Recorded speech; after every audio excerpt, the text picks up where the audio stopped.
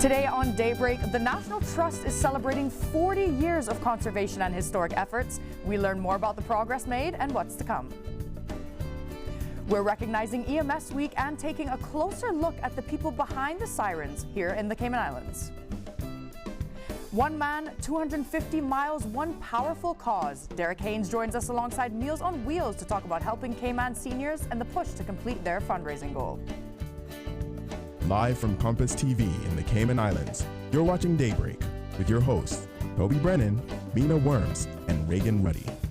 Good morning, Cayman, and welcome to Daybreak. And happy Friday, Juniors, I'd like to say. I cannot believe that it's already Thursday. Ness, I'm not sure if you've heard, Mina has coined this term. Oh, we need to catch you up on Friday, Junior, but it just makes Thursday feel a little bit nicer because you're just a little bit closer to Friday the week. Would you call it Friday it's a topic. I will say I have seen this topic online. Yeah, people are like, Junior isn't accurate, Eve, but I'm with my girl Mina. I'm gonna let Friday Junior stand. Thank you. To each their own. To each their own. Do you know Miss Virginia Foster? Something that just popped in my head. Mm-hmm. She's lovely. She's wonderful, and she loves books, and I also love books. So I wanted to share with both of you and also the public that she's holding another one of her lovely events that she does, the Love of Picture Books. Oh my gosh. Yeah, you can step into the cherished world of childhood tales with Virginia Foster. It's a free event for seniors. So it takes place today at 10 a.m. If you're a senior, available at 10 a.m., head down to the National Museum's Collections Building in West Bay. So yeah, there'll be some stories. Yeah. So even if you have a family member, go grab them. Come down there. Well, it's always nice. There's a lot of programs with seniors. Yeah, it's definitely nice to tap into that for anybody, not just seniors, that kind of childhood spirit. And you get that from hearing a story, somebody reading to you. You're never 100%. too old to hear a story. And I do find that even at this age, like seeing the artistic work that is in the pictures is so magical. Yeah, shout out to the people who do the graphics and art for those. Oh my goodness, yes. Well, that's what brings it to life for a lot of people. You know, the joke, as I'm not going to read that book unless it has pictures in it, people say, because otherwise I'm not going to look. But there are books that are full of pictures, and that's what tells the story, like comic books and sorts of things like that. Absolutely. Are archives that are telling the story through photos. Our kids, it was interesting when they were younger and, you know, trying to get them to really enjoy reading. And we started with graphic novels because it got them really engaged, and then from there they just kept going and kept reading. But graphic novels were a great way to get them really excited and interested in reading. Yes, definitely. And I would say my parents still love graphic novels. I'm not sure if you've heard like the Archie comic series and like Betty and Veronica. Oh my gosh. My parents love those, and it's always a good read, and they always have them. I mean, it's just like, I know all of them. I'm gonna still love it. I also really loved those, but you know something I also love, the weather.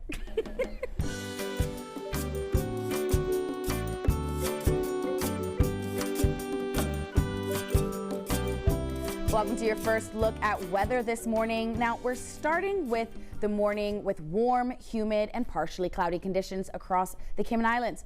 A few quick passing showers are possible throughout the day as moisture continues to linger across the Northwest Caribbean. Overall, conditions remain fairly calm this morning with light to moderate easterly winds across Grand Cayman, Cayman Brac, and Little Cayman. Now for Grand Cayman today, you can expect a mix of sun and clouds with a chance of a few afternoon showers developing later today. Temperatures are expected to reach the mid to upper 80s this afternoon, but with the humidity, it will feel closer to the low 90s. So please make sure to stay cool and hydrated. If you'll be spending time outside, maybe a good day for an umbrella for the heat. Winds will remain from the east to southeast at around 10 to 15 miles per hour, keeping seas light across the islands. Now, if you have any weather-related pictures or videos, email them to weather@compassmedia.ky. I'll have more weather for you later in the show, including your 7-day forecast.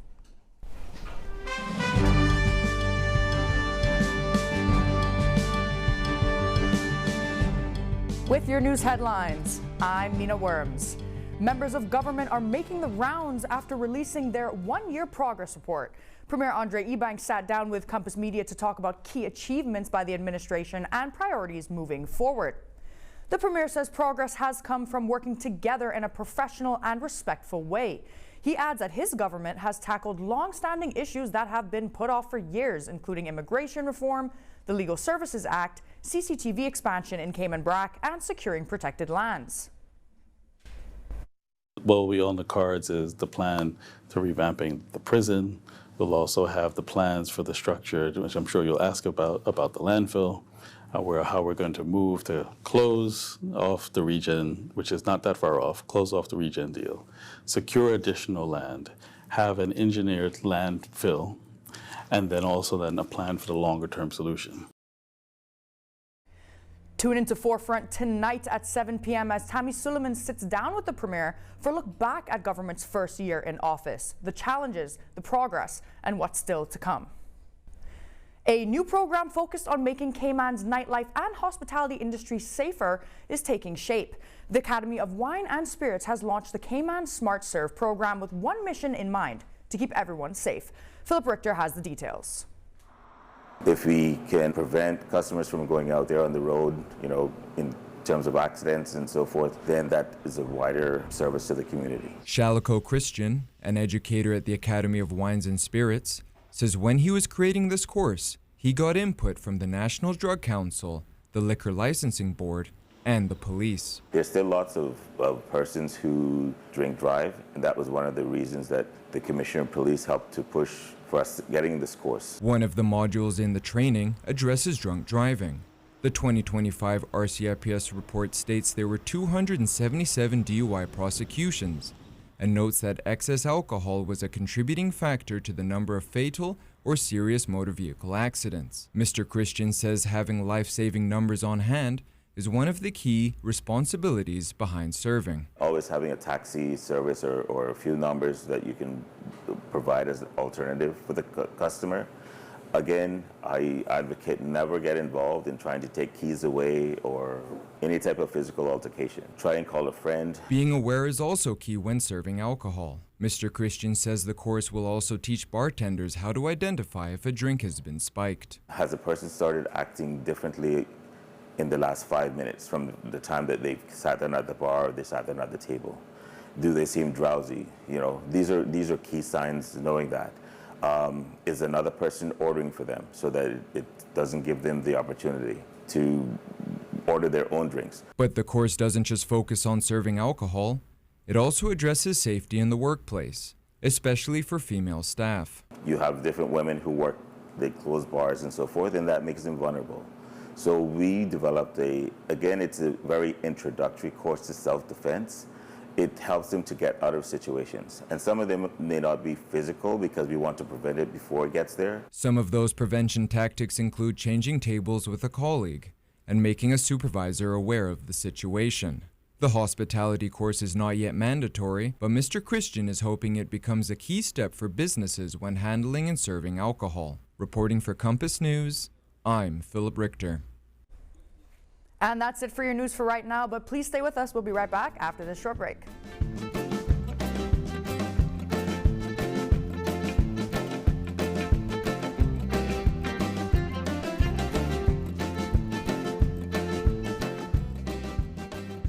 Camana Bay was founded on a simple idea that a thoughtfully designed community can enrich lives. 55 Sarasee Way is Cayman's first truly integrated health and wellness center. Located in the 7 Mile Corridor, steps from the Camana Bay Town Center, the 110,000 square foot state-of-the-art facility allows medical and allied healthcare providers the opportunity to curate innovative premises for the modern customer. To register your interest, visit 55saraseeway.ky. Today you're on top of the world, but tomorrow all of that could change. With a diagnosis of a critical illness, make sure you're prepared with critical illness insurance from Sagicor.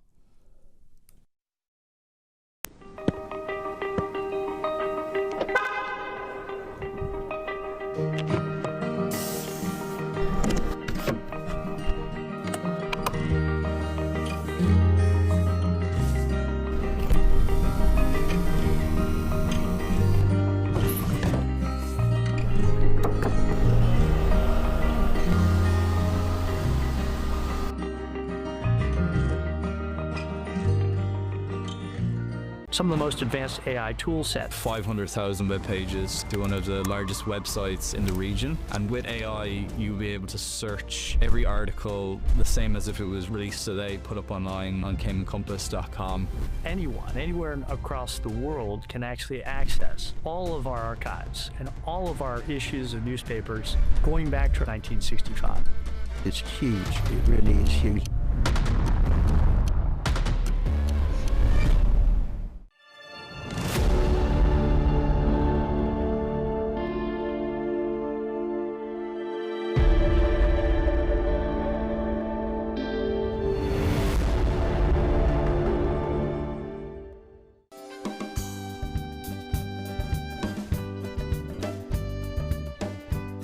The National Trust of the Cayman Islands is celebrating 40 years. Here to talk more about this remarkable milestone is someone who's a very familiar face here on Daybreak. We have Stuart Wilson, who's the Historic Programs Manager. We also have Joe Jameson. I don't think you've been here on Daybreak before. He is the Properties and Facilities Manager working with the Blue Iguanas. So I look forward to learning more about how that program is going. Thank you both so much for joining me this morning. Pleasure to be here with you, Vanessa. Stuart, I wanted to mention, one of our colleagues here, Simon Boxall, his dad recently passed away, and I learned that he was instrumental in actually establishing the National Trust. That's actually correct. Mr. Boxall was one of the progenitors who started the National Trust, and the National Trust was formed in 1987 through an act of Parliament.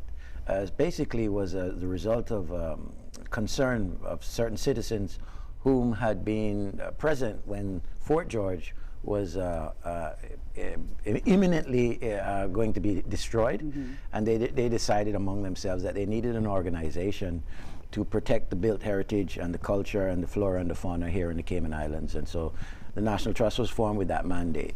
And when you think about that time kind of between 50 and 60 years ago when there was this sort of significant growth and development, I can see how, maybe 10 or 15 years on from there, the community would say, wait, what are we doing in terms of protection? Yeah, I think it was very it was wise of them to come up with this at that particular point in that inflection in our history. And I think that it served so well over the course of time because we've managed to protect and preserve so much of what was left.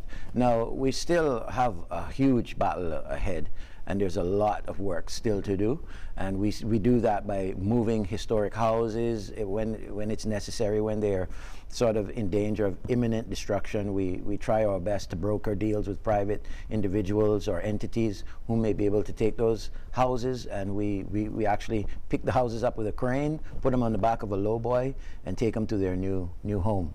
So most recently, the Llewellyn House. That was right, absolutely. Most recently, the Llewellyn House. And so that is the built heritage aspect of what we do is really, I think, oftentimes forgotten, because the environmental and the flora and the fauna, I mean, they have such amazing creatures. The blue iguana sells itself, right? But what I often tell people is that these old homes are just as endangered as those species, because the materials that are used to build them can no longer be sourced.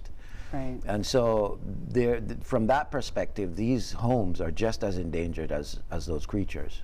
It's interesting, we learned earlier this week about some work being done at the Botanic Park on the cookroom, and that trying to refinish and refurbish that kitchen space as close to as days gone by as possible. Absolutely. We also have a replica home of Roland Bodden from here in Georgetown, because Roland and Rael Bodden were really the instrumental builders here in Georgetown that built the Emsley Memorial Church, the post office, and so many of the landmarks that we're familiar with in Georgetown. So the home of one of those brothers we had a 3D rendering of it, and we're actually going to be making a replica of that home up at the Blue Iguana facility as well. Oh, that's something to look forward to. Another reason to go down to Botanic Park. Yes, absolutely. And that's another part of the work that we do. There are some instances when we can't save a house, and we then try to do a 3D rendering of that property, so that if the time comes, we can at some point maybe make a replica, or even just share with people, the story behind that building. That's absolutely correct. There's also educational aspects. You have the Mission House. I mean, my kids have all gone on field trips to some of the National Trust sites. Yeah, so the Mission House is kind of ground zero for a lot of the culture cultural exchange work that we do. And it's the place where the missionaries went to set up the early Presbyterian church. And it's got a lot of history there, and it's a great place for us to have cassava cake classes. In fact, we just started a pilot program with the DOT where we're going to be offering a cassava cake class every Wednesday to capture the stayover tourist market. Because a lot of those people come on a Saturday and leave on a Saturday. Right. And they're looking for those experiences, oh, absolutely, right? Yeah, absolutely. And what we found is because people travel on Saturdays, we were having the class on the last Saturday of every month. And so we realized we needed to implement a weekday to capture that segment of the traveling populace. And now we've done that. And so we're shifting gears in that respect and trying to offer more of those kinds of experiences. That's great that you're able to kind of to make that shift. And yeah, we have to pivot. Pivot. That's it. You have to pivot, and we have to pivot. And I feel so honored to be a part of what we do. It's such meaningful work that you really can take solace in knowing that you are making a contribution that is lasting, and that present and future generations will be able to enjoy the work that you've done and been a part of. Well, speaking of lasting contributions, Joe, you are responsible for the Blue Iguana Conservation Program, and my understanding is that the blue iguanas were at one point functionally extinct. Yes, so at one point you couldn't see any blue iguanas anywhere around. Eventually we came across a few, and then the guys went out and searched for another few to kickstart the program. Those guys were referred to as the founders. Those individuals, I should say, were referred to as the founders. And these guys that we have at the facility now are descendants of these iguanas. We do, Stuart was making reference earlier on, but we do have a founder still with the program, Lady Pop. That's Lady Pop? Okay. Yeah, so Lady Pop is 36 this year. Wow. She's one of the largest egg producers at the facility. She popped 22 this year. Those eggs are collected at the moment and are being incubated. And early in July, we'll have some bouncing iguana babies coming. What are the bouncing iguana babies? What are the numbers like now? So the numbers now is like, so the program itself has been successful. We have released like an estimated 1,400 into the wild and stuff, and we continue. A few years back, in the beginning of the program, they said, oh, we're gonna release 1,000 and then we will allow the guys to strive. But they're still facing all the difficulties that they have, all the challenges, invasive species, which are mostly domestic animals, a few feral cats, dogs. And these dogs are owned by people. They're not wild dogs. They go off through the bushes. They will chase iguana for fun, because they're not really eating the iguanas. They just like to chase. It's a part of... It's a toy that moves on its own. Yeah. So, the numbers out there, I would say the program is doing good, but if you look at the conservation aspect of it in the wild, because we're helping the guys in the wild to grow, and we're not seeing that growth, and it's just caused by the same things that brought them to functionally extinct. So it's kind of at a balance, but the program overall is doing very well. As I said, we released estimated 1,400 into the wild. The facility is growing. We're trying to improve the living condition of these guys, because our main aim is to mimic their natural environment.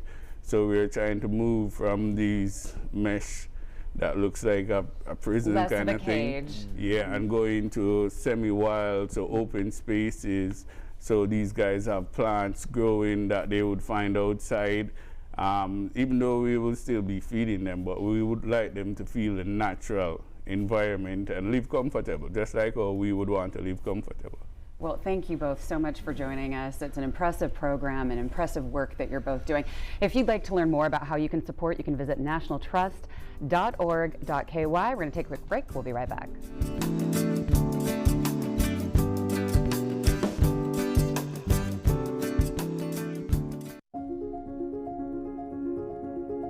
This year marks an extraordinary milestone for Caribbean Utilities Company, our 60th anniversary. Since 1966, CUC has had the privilege of serving the Cayman Islands. As we reflect on our past and look towards the future, this milestone also presents an important opportunity to ensure that our brand evolves alongside the company we have become. This brand refresh is not about reinventing who we are. It's about modernizing and strengthening the identity of CUC in a way that reflects our heritage, our values, and our vision for the future. Because our mission remains the same as it has always been, to power the homes, businesses, and the possibilities of the Cayman Islands.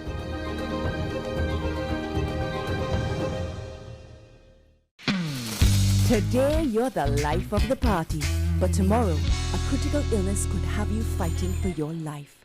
Make sure you're prepared with critical illness insurance from Sagicor. Right on the waterfront in the heart of Georgetown, there's a spot everyone's talking about. Welcome to Waffle Monkey, where island vibes meet handcrafted Belgian waffles. Sweet, savory, crispy, loaded, every bite is made fresh and full of flavor. From chicken and waffles to Chocoholic creations, artisan coffee, milkshakes, and brunch favorites, this is your go-to breakfast, brunch, and chill spot in Cayman. Relax by the ocean, soak in the atmosphere, and taste the hype. Waffle Monkey. Good vibes, great coffee, unforgettable waffles.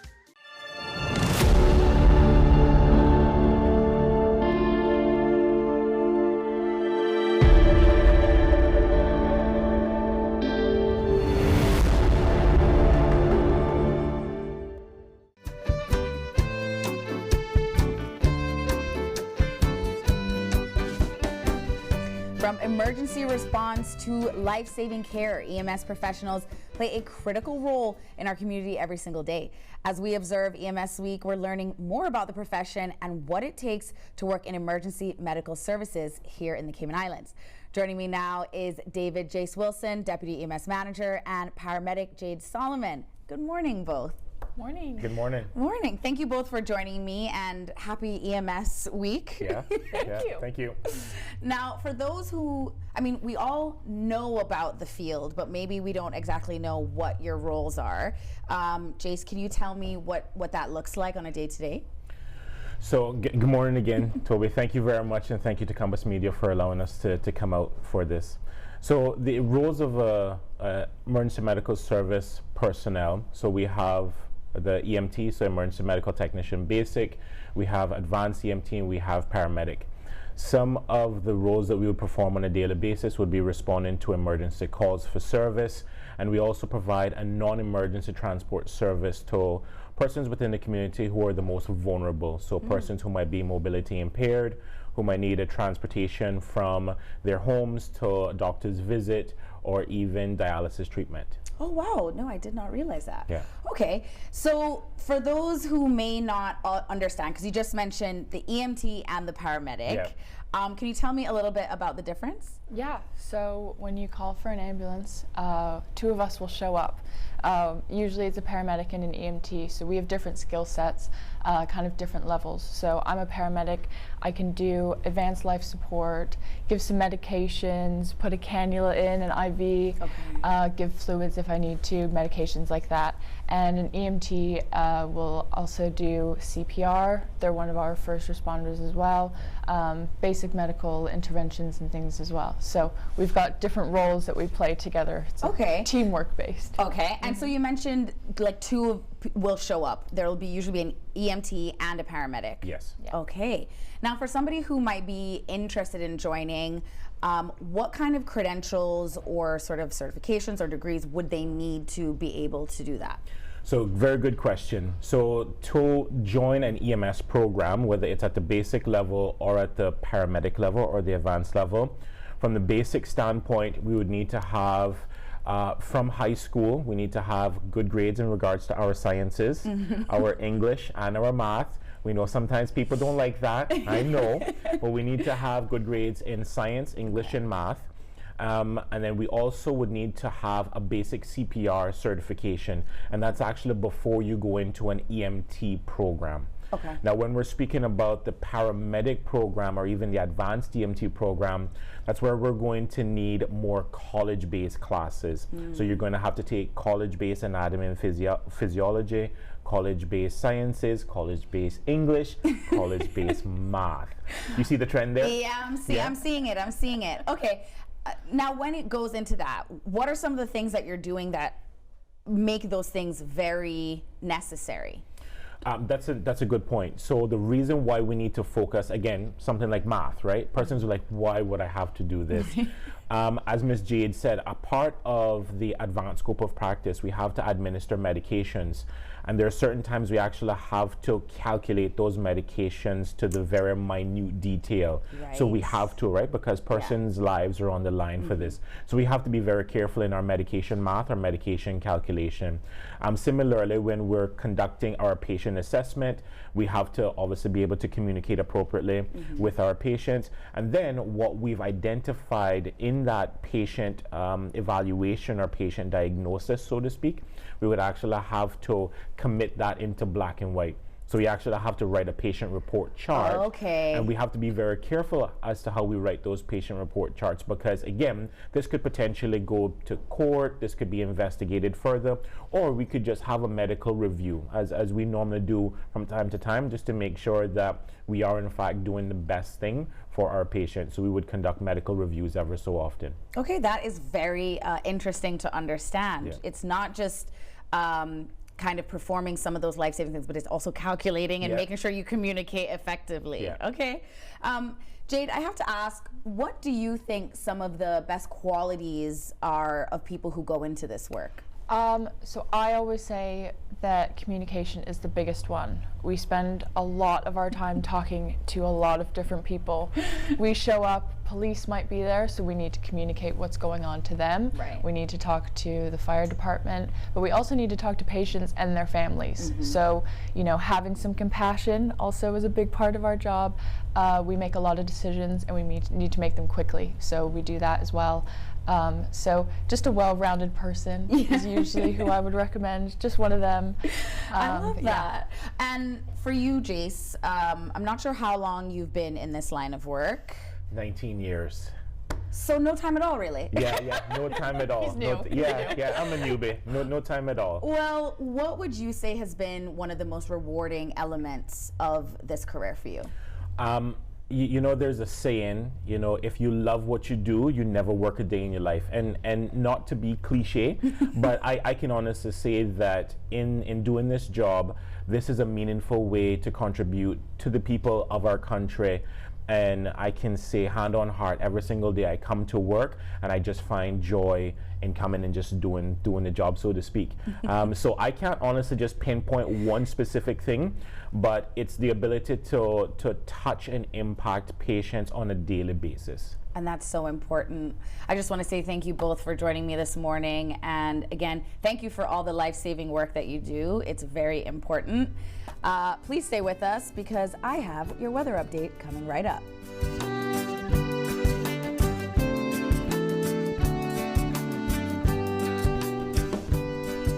We're taking a second look at your weather this morning, and across the Sister Islands today, expect partially cloudy to occasionally cloudy skies with a few passing showers possible throughout the day. There's also a slight chance of isolated thunderstorms developing, mainly during the afternoon and evening hours as the moisture continues to move through the area.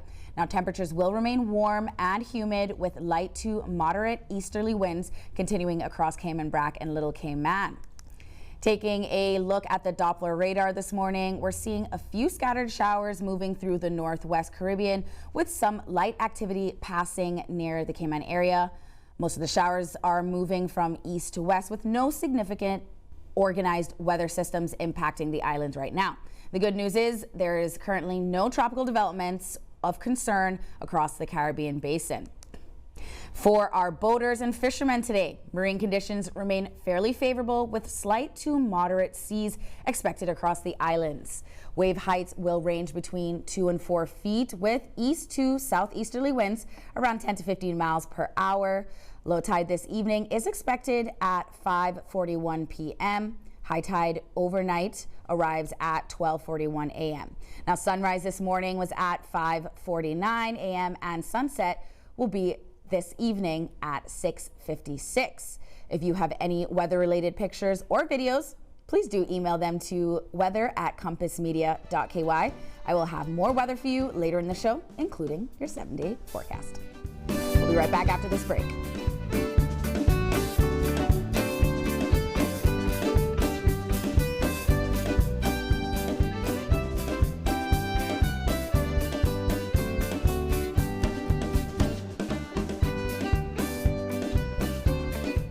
For over 20 years, Cayman families have trusted Lasco. From food, drink, hot or cold, to canned meats and beans for quick, tasty meals. From baby formulas that help little ones grow, to iCool water and beverages that keep everyone refreshed. Plus soaps, feminine care, and household essentials that make life easy. Quality you can count on, value that makes sense, and the widest range of items for your kitchen and home. Available island-wide. Lasco. For every day, for every Cayman family.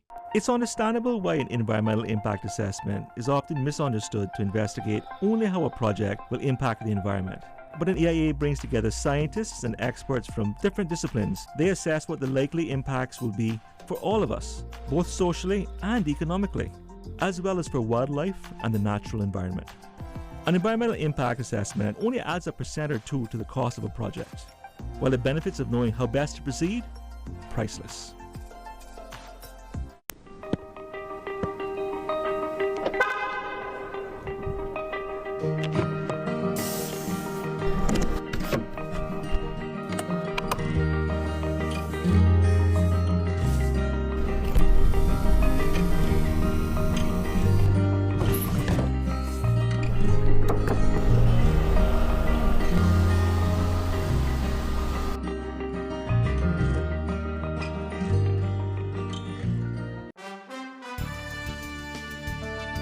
Stay informed, get the facts. Watch Forefront with Tammy Sullivan, Thursdays at 7 p.m. on Compass TV.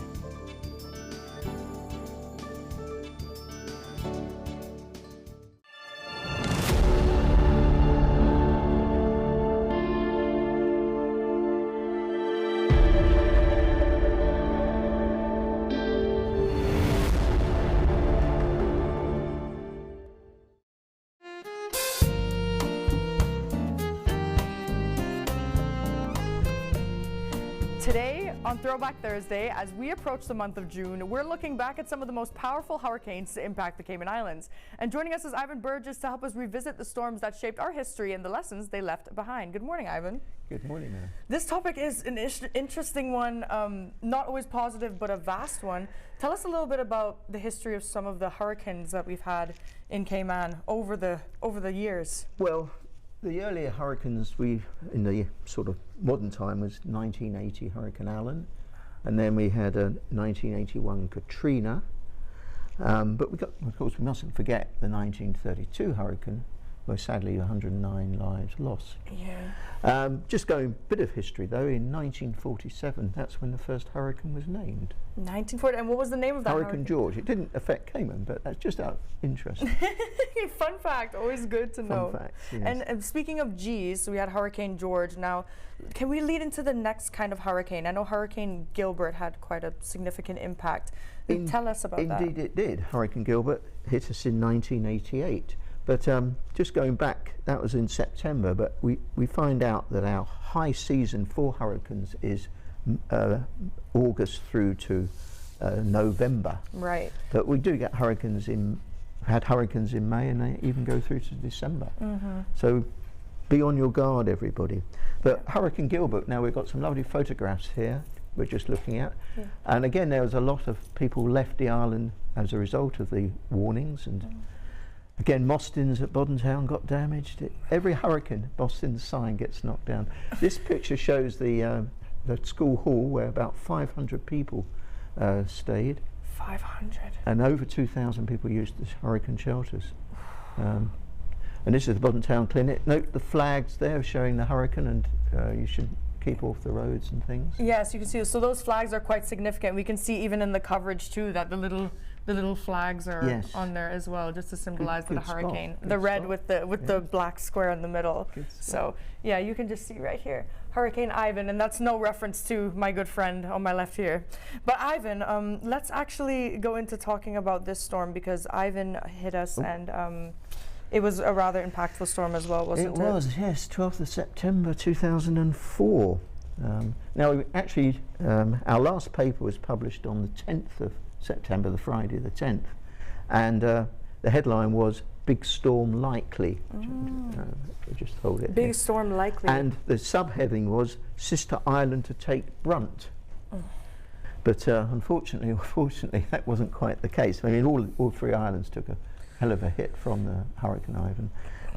Over $2.86 billion worth of damage was done, and of course, sadly, again, we lost 2 lives. Yeah, yeah, that's definitely one that continues to have an impact on us today, and we can see that it's inspired even films and things like that. But there are some other hurricanes that also impacted us. Can you tell us about some more? I know that there's a plethora that some people aren't even aware of. Well, I mean, some of us have forgotten Hurricane Paloma, which was in November 2008, and just before that, Hurricane Gustav, which was in September 2008.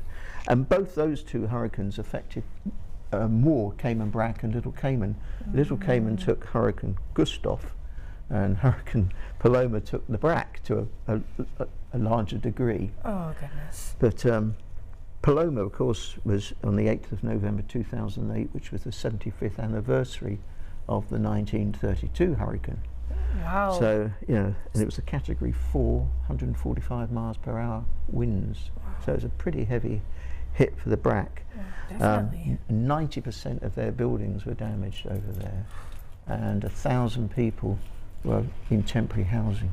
I mean, That's it was, but it just shows you the recovery people have to survive these storms, and the country rebuilds itself. Definitely. As I was just about to say, the way that the Brac looks now, and Little Cayman and Grand Cayman being able to recover from these storms, we definitely have built some resilience for sure. But it's also interesting to see all of the coverage over the years. But the 1932 storm, would you say that was really impactful, but we don't have much coverage of that, do we? Because it was so early on. Not really. I mean, there's a few photographs that you can see on the Gleaner website, but they're very poor quality. Yeah. Unlike looking at their memory of Hurricane Ivan in the paper there. Yeah, definitely. There's a big difference in the quality.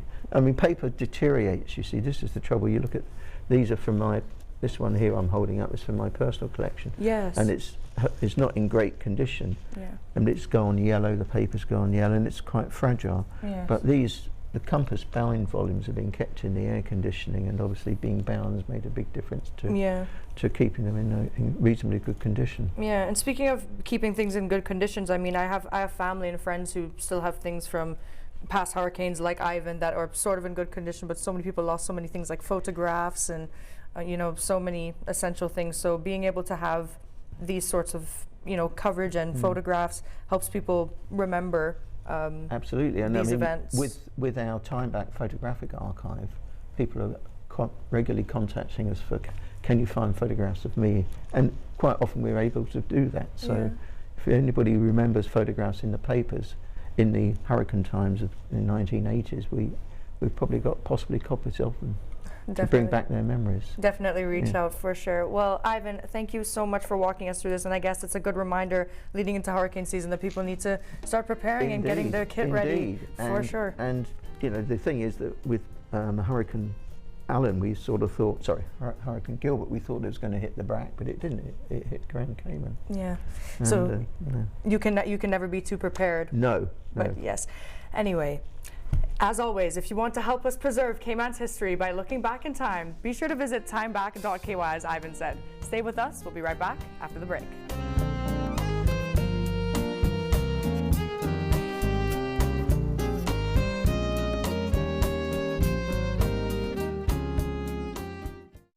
Today you've got all the moves, but tomorrow a critical illness could stop you in your tracks. Make sure you're prepared with critical illness insurance from Sagicor. Flat tire? Dead battery? Don't let car trouble slow you down. Tony's Toys has the best selection of premium batteries and top brand tires. Ready for quick installation. Get expert tire fitting, balancing, wheel alignment, and battery replacements hassle-free. Drive with confidence. Visit Tony's Toys today. 91 Sherwood Drive. Call 946-8697 or email parts@tonystoys.net. Shop now at tonystoys.net. And that is the true position at Tony's Toys. Cayman Art Week is back and bigger than ever, with art on show at over 50 venues across all 3 islands from Tuesday the 26th to Sunday the 31st of May. From one-off pop-ups and creative collaborations to open studios and late-night gallery hours, all events are free and there's art on sale for every budget. Join a guided bus tour or visit at your own pace. You'll find everything you need to know at CaymanArtWeek.com. Right on the waterfront in the heart of Georgetown, there's a spot everyone's talking about. Welcome to Waffle Monkey, where island vibes meet handcrafted Belgian waffles. Sweet, savory, crispy, loaded, every bite is made fresh and full of flavor. From chicken and waffles to chocoholic creations, artisan coffee, milkshakes, and brunch favorites, this is your go-to breakfast, brunch, and chill spot in Cayman. Relax by the ocean, soak in the atmosphere, and taste the hype. Waffle Monkey, good vibes, great coffee, unforgettable waffles.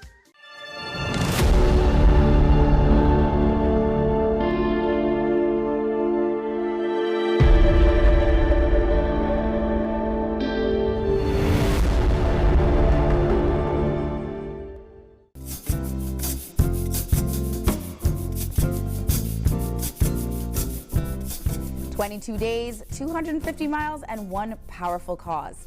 Derek Haynes walked from Lucca to Rome in Italy, finishing at the Vatican alongside Greg Swart, all to support Meals on Wheels Cayman Islands. The goal? To help raise funds to get a new headquarters on Durham Drive, operational by summer.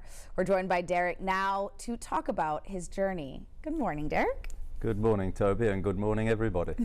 I am so fascinated to catch up with you on this because you are not new to helping to raise funds for Meals on Wheels, but what inspired you to take on this particular trek?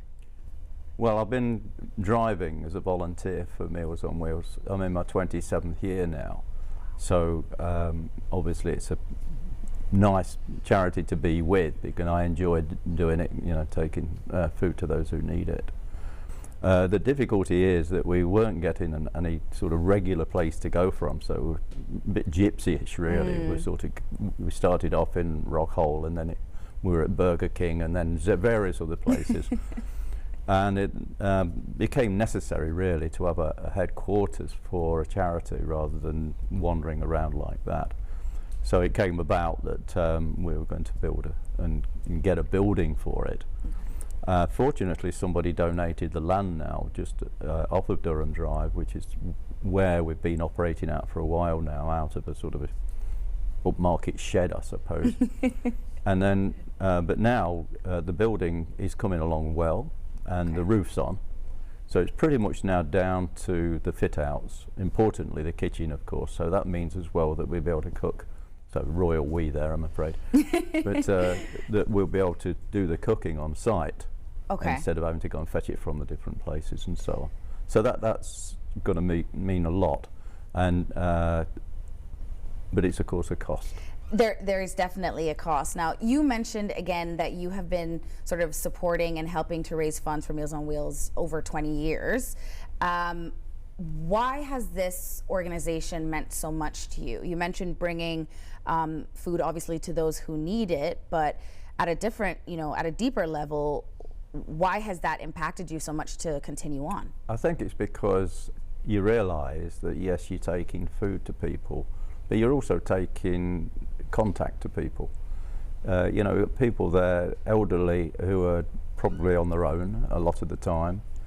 And if you've got the time, as I fortunately do, to be able to spend, even if it's only 5 minutes, chatting away, and just making them feel that they're still part of the society, and that they're not just shutaways or something. And I think it's very important that you get that.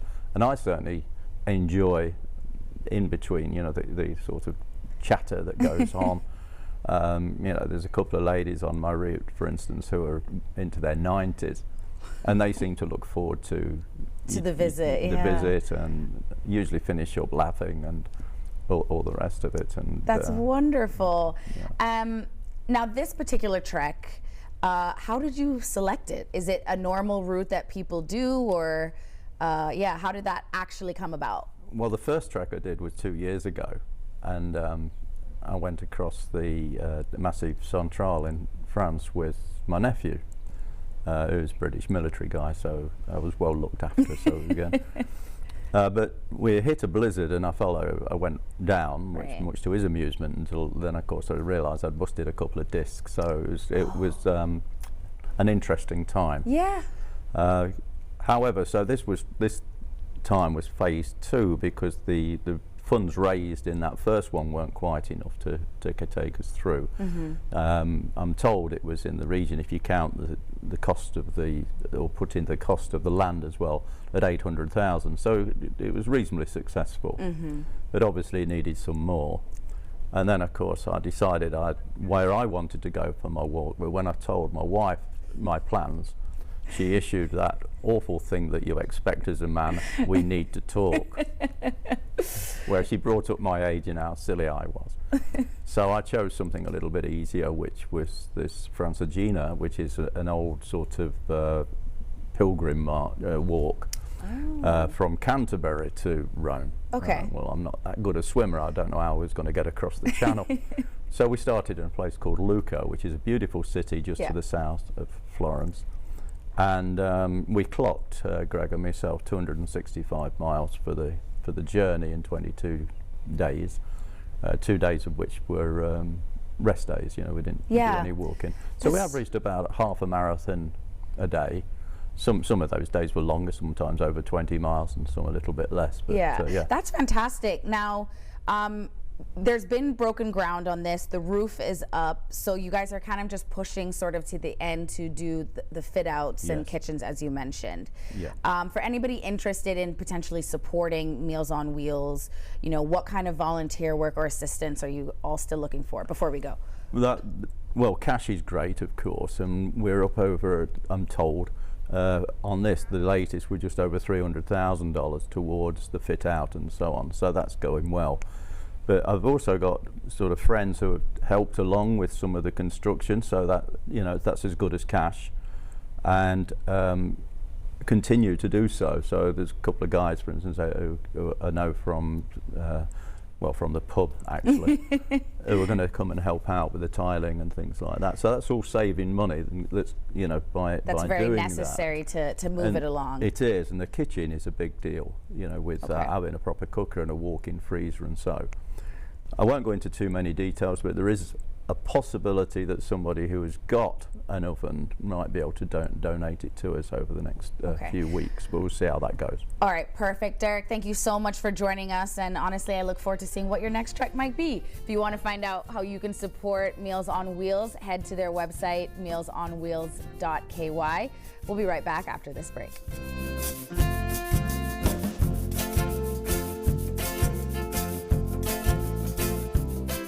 Cineco's parametric insurance after hurricanes is now available for motor policies. Fixed automatic payouts cover incidental vehicle expenses like fuel, cleanup, and minor repairs. No claims, no damage required. $200 for comprehensive policies or $100 for third-party policies. Available exclusively through Cineco and included with all new motor insurance policies and upon renewal for current policies. Visit cineco.ky today. Cineco.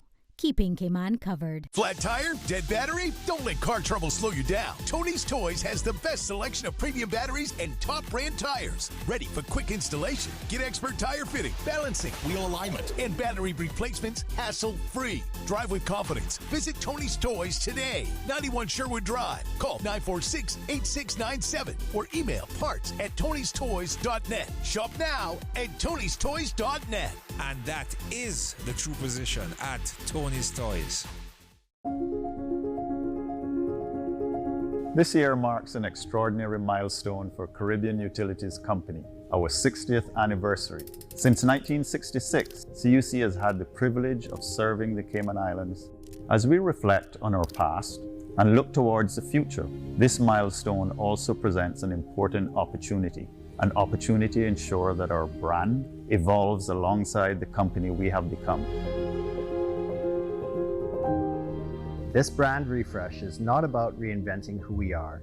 It's about modernizing and strengthening the identity of CUC in a way that reflects our heritage, our values, and our vision for the future. Because our mission remains the same as it has always been, to power the homes, businesses, and the possibilities of the Cayman Islands.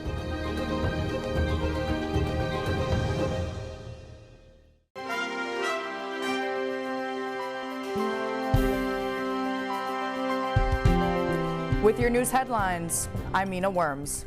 Health officials say the risk of Ebola reaching Cayman is low, but they're stepping up precautions. According to the Associated Press, healthcare workers in eastern Congo are facing rapid spread of a rare type of the virus. And while the World Health Organization notes low risk globally, it acknowledges patient zero has not been found. Here at home, the Ministry of Health is increasing monitoring. Starting today, enhanced screening and surveillance will be in place for select incoming flights. Measures include monitoring visitors from affected areas and targeted questionnaires. All travelers experiencing symptoms like fever, severe headache, and unexplained bleeding or bruising should get medical attention immediately and inform healthcare workers of any recent travel history. And Cayman's rich culture and heritage came to life at the Georgetown Public Library over the weekend with a unique event titled The Human Library, helping to bridge generations and plant the seeds of history in young minds. Remember that you have a responsibility to preserve our heritage and culture, and that we're doing this so that we can share it with you. Cayman has a very unique heritage, and we need to stop keeping it quiet and really share it and spread it out. And then also I would encourage young people who are artists and creators to root their work in our heritage. The event brought together older Caymanians who lived the heritage we now remember and younger generations experiencing it through their stories. Organizers say they hope the initiative will continue to grow and be adopted by the Ministry of Education. Ms. Nasaria says the next event is set for May 30th at the Public Library. Now in sports, the annual Clash of the Legends brought fun and games to the Holiday Monday. The charity event raises funds for the Hope for Today Foundation, which operates a transitional home for men. Big crowds turned up for the Family Fun Day and stayed for the football game later in the evening. The night featured veteran West Bay teams battling it out at the Ed Bush Stadium. Now in its 13th year, organizer Brent Hyde says the focus is on bringing the community together to help those in need. This is a community affair. This is called the Clash of the Legends. This is a fundraiser in aid of the Hope Foundation Halfway House program, where we try to assist individuals in our community that are struggling with drug and alcohol addiction. We believe that crime is on the rise, and it's usually because of people try to feed their substance abuse habit. We build communities by this event. We need to understand that at the end of the day, we as a community makes a difference, and we have to continue to reach out to those in our community that are struggling. This is important for the community. Stronger, more people, stronger community we have. And that is all for your news headlines. Remember to tune into Compass News at 5 p.m. every weekday evening right here on Compass TV. And don't forget to watch Forefront. Tonight, premiere on the Honorable Andre Ebanks joins host Tammy Suleiman live, marking 1 year since the National Coalition for Caymanians held its first cabinet meeting. Over the past year, government has put forward a series of initiatives, but while progress has been outlined, key challenges remain, including long-standing national issues that impact daily life.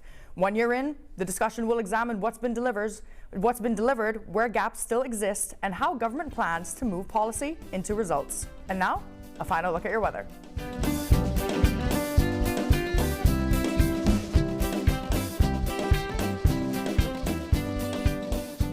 Back with another look at your weather, and we're looking at across the wider Caribbean this morning. A moisture-rich weather pattern continues to bring scattered showers across portions of the Northwest Caribbean, including areas near Jamaica, Cuba, and the Yucatan region. Further east, conditions remain more stable with a mix of sunshine and brief showers across much of the central and eastern Caribbean. No tropical development is expected over the next few days across the region. Looking ahead over the next 3 days, warm and humid conditions will continue across the Cayman Islands. Today will feature a mix of sun and clouds with a few passing showers possible throughout the day.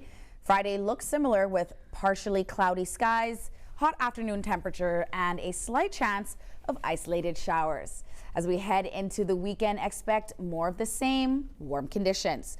It's going to be light to moderate winds and only limited showers expected across the islands. Of course, if you have any weather-related pictures or videos, please do email them to weather@compassmedia.ky. That's all for your weather this morning. I am joined back on the couch by these two lovely ladies, Vanessa and Mina. Hi. Very interesting show that we had today. A lot of topics that need to be covered, but Derek Haynes, I think what he did was so amazing, and to hear the progress of, the new home for Meals on Wheels. I like that his wife, though, had to reel him in a little bit. Good on you, Helen. Yeah, Good on you. We'll give you a little bit of credit, Helen. That was, probably to everyone's benefit. Yes. Even though he might not admit it, it was probably a much nicer trek. And, he was joined by his rugby friend that he mentioned. So that was pretty great. I do want to share with you guys before the show ends. Photo of the week. Photo of the week. Now we have a very cute photo, a rock iguana, which is found on Little Cayman and Cayman Brac. It's endemic. It's an endemic species, which a lot of people might not realize, critically endangered. So this iguana came and said hello to Ken Norris, who on a recent tour took this photo and sent it over to us. So thank you, Ken. Now, if you want a chance to have your photo in the Cayman Compass paper or featured right here on Daybreak, please send them to daybreak@compassmedia.ky. Well, guys, sorry, ladies. Sorry to the guests. It is the end of our show, and we would just want to say thank you so much for joining us this morning. Remember, you can stream us live and watch anything you've missed on compasstv.ky. We'll be back again tomorrow at 7 a.m. And here's a sneak peek of what we have for you. Friday on Daybreak, from politics to community news and everything in between, a Compass journalist joins us to unpack the top stories in this week's paper preview. We're diving into Cayman's deep connection to turtles, from our history and culture to the challenges they face today. And the countdown to the Indy 500 is on. Cayman's Kyffin Simpson tells us how he prepares for racing's biggest weekend.